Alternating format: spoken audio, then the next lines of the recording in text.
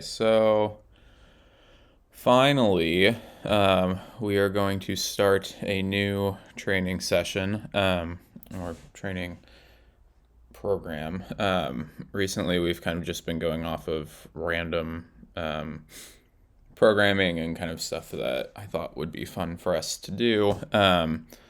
Last week was just brutal for everyone's shoulders.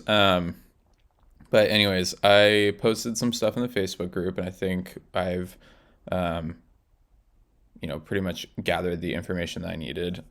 For weightlifting, it seems like most people were either wanting to do squats or pulling movements, so things that primarily use the posterior chain, such as deadlift, power clean, power snatches, and then squatting movements. We all know what those are. There's pretty overwhelming response for people wanting to get better at pulling movements for gymnastics, so things that primarily involve the rig, so toes to bar pull-ups and muscle ups. There was quite a few people that actually picked core movements as well, so things like sit-ups, L-sits, and pistols. You guys can all see this also. I'm just kind of going over it. Most people picked that they wanted to be stronger or more badass. A handful of you picked faster as well. So the focus moving forward is going to be strength with the class workouts. However, doing the accessory work will make you faster as well. Most people voted, and this is kind of the standard CrossFit time domain as it is, for a 7 to 12 minute workout or a 12 to 16 minute workout. Most workouts last between 7 and 16 minutes. And then, a handful of you like those longer workouts as well. So we'll continue to do some longer workouts, and maybe we can hit those with some active recovery. We've got most people preferring that we do a lift and metcon, and then some of you want skill work as well, but this one I think had the most votes altogether, is like with 42 of you voting for lift and metcon, so a pretty overwhelming response for that. And then we've got active recovery here, which this one perplexed me a little bit, considering at least in my afternoon classes, I'm surprised if more than 4 people show up, but it seems like people like it and think it's beneficial, which is surprising to me. I really thought that more people would prefer that there's an actual workout on Thursdays, considering very few people show up on Thursdays. But we'll continue to kind of try and work some active recovery and some skill work.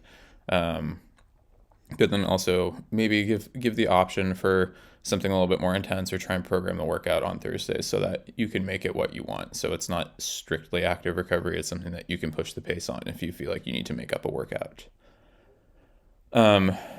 Here's the training cycle, the plan for the next 12 weeks. I'm going to share this with the coaches, making this video primarily for the coaches, but I figured just post it in the Facebook group so everyone can watch it and kind of get an idea for what we're doing.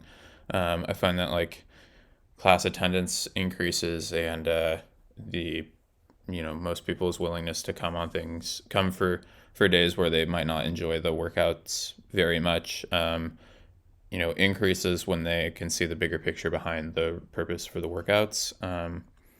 So here's a general plan.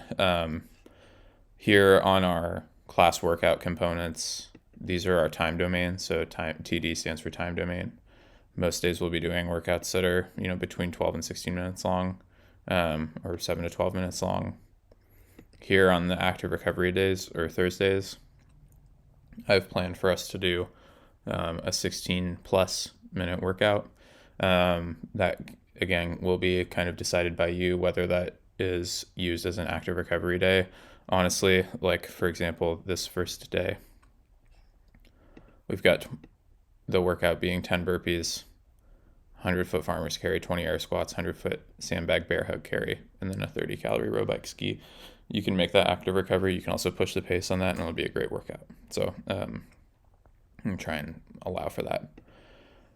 The rig pulling movement. So the overwhelming response for gymnastics was to get better on the pull-up bar. A lot of that skill work will take place on Thursdays, and I will try and do my best to give some like programming and some extra work there for everybody so that you can work on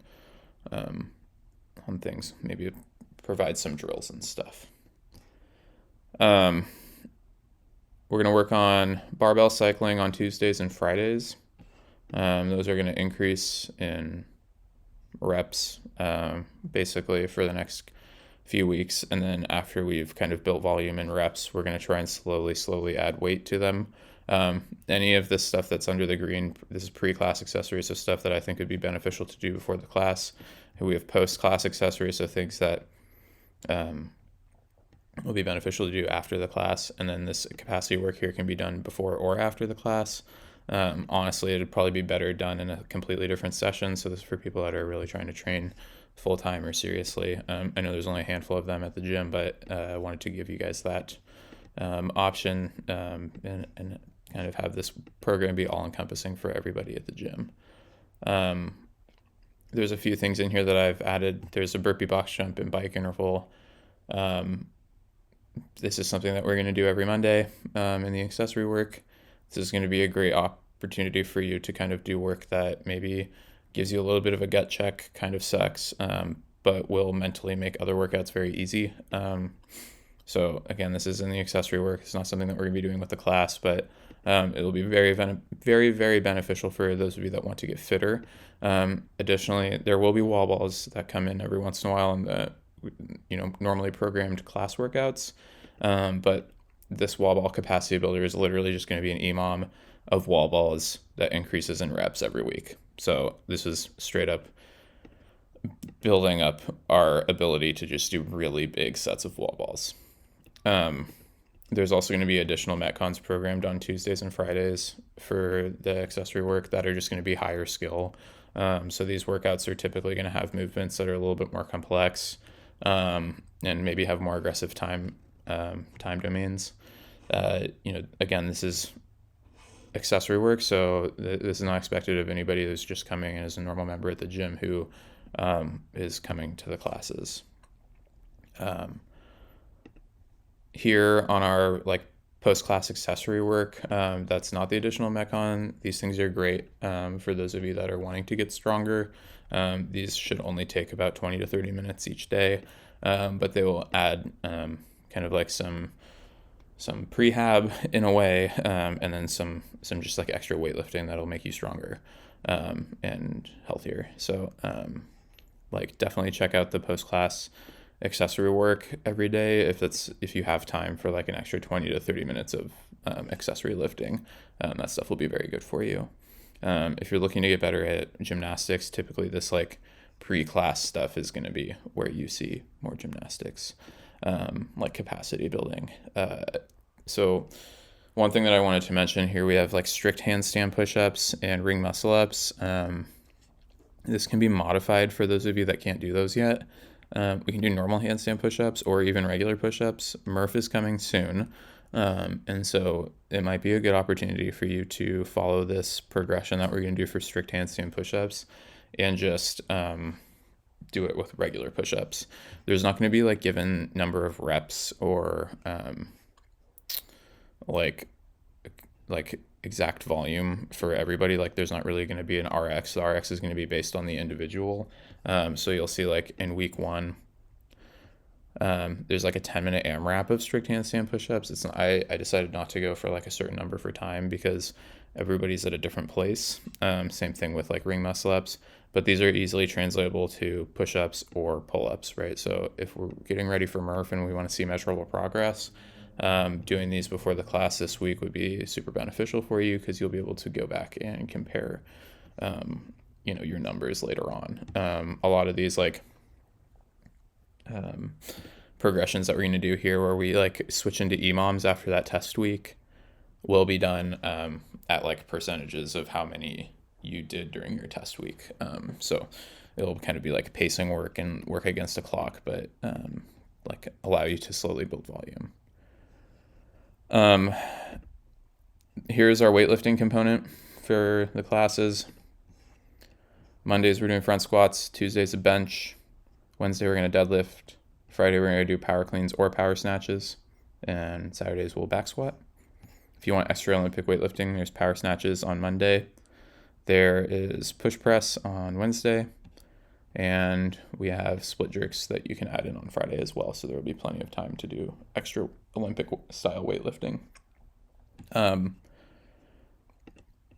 The strength cycle for our front squat and bench press will be following what's called the triphasic method. So this is something developed by this guy named Cal Dietz.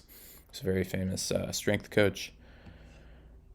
Basically, we've done this before, and I'm sure you'll recognize it, but we're doing a lot of tempo work followed by a block of isometric work. So isometric means we'll be doing lots of pause work, and then concentric and peaking phase is just normal weightlifting. It's broken down here. So we have front squats, we have a week to find our heavy set and to test, 3 weeks of eccentrics, 4 weeks of isometrics, and 3 weeks of peaking. The eccentric work is what will likely make you the most sore, which is what we're going to do not this week, but the following week. I'll try to reiterate this and have the coaches be familiar with this before we get started with the eccentric work, but be prepared to be a little bit sore after the first week or two of doing your eccentrics. It's a lot of time under tension and a lot of stretching of the muscle fibers under load, which is what will cause, or which is the reason mostly for soreness. Isometrics, from what I understand in this program, is specifically, they are not necessarily going to make you super sore, but they are the most challenging portion of the training cycle, and it's just basically going to build like pretty intense positional strength in the lifts. So we're doing this triphasic method for the front squat and for the bench press. We're going to use a standard progressive overload for our deadlift, push press, and back squat cycle. Those will just be starting with general like higher rep range with lower percentage weights, and then slowly building up to kind of build a little bit of extra volume and then continue to add weight onto the bar. This is something that we've done numerous times in the past. We used progressive overload the last time we did a back squat cycle, and many of you PR'd. We used progressive overload for a deadlift cycle as well, which unfortunately, I think for that deadlift cycle that we most recently did ended during the holidays. And so for whatever reason, a lot of people weren't able to either retest or had a lot of stuff going on. So the number of PRs was a little bit lower for the deadlift cycle, but I think there were a lot of exogenous factors that led to that. I don't think there's anything else that I want to go over for the training cycle. I just think it's good for everybody to know like what the purpose is behind the program and kind of like some of the reasoning behind it. It's going to be super fun, I think, and it's going to do a good job of building a lot of strength, which is what it looks like a lot of you want. If you have any questions, you can just like leave them in the comments of the post and we'll try and get back to you. But for the time being, yeah, that's the plan moving forward, and hopefully we can get some PRs and some good lifts in the next few weeks.